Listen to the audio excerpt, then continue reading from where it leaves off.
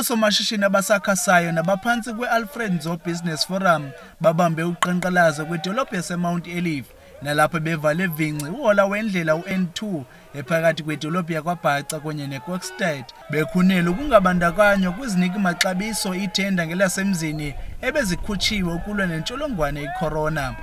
Usihlalo we-Alfred Nzo Business Forum uMnumzana Siyahlanekela ucacise wenjenje. Sine-challenge enkulu kulo masipala wongabenefiti kono-business balapha e-Alfred Nzo. Kubenefita individuals imihla nezolo.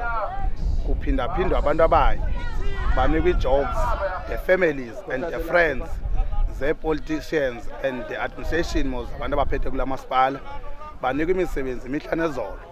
Some of them they don't even finish imisebenzi. Remember kaloku before sibebona ubusiness class bengabahlali amanzi akaphuma ezisayithini kodwa abantu baphindaphindwa kwenziwa i-VO on top of i-VOs kulo masipala kodwa ube umsebenzi wona ungagqitywanga. Somashishini bathula ngelithi kulo masipala we-Alfred Nzo kuxhamla iinkampani zabantu abangahlali kulo masipala. Bonke oonobusiness base-Alfred Nzo khange babenefite. The companies from outside zibenefitile. I-question ozibuza yona ngubani lo wazi aba bantu basuka ngaphandle ude kubenefite bona bodwa. Sinayo i-report basithumelele i-report asithethi ngento sikhenhloko. The report kwi-email zethu etshoyo sazibala iikhampani safumana sibaziphako 14 and xa siyibala nemali close to 9 million xa besizibalela thina although ke singaqinisanga nge-calculation eyabantu ababenefitile bengasoka lapho.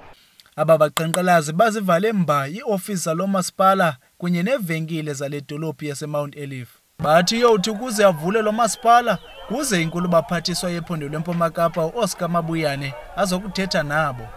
Ukanti usodolophu wamasipala we-Alfred Nzo uMnumzana Sixolile Mehla Makhulu uthi akanalwazi ngezi zikhalazo zabaqhankqalazi. Aba baqhankqalazi bathi basiza kuqhubekeka nokuqhankqalaza zide ziphendulwe izikhalazo zabo. Kwindaba ze-Taxi Image, ndinguDali Nceba.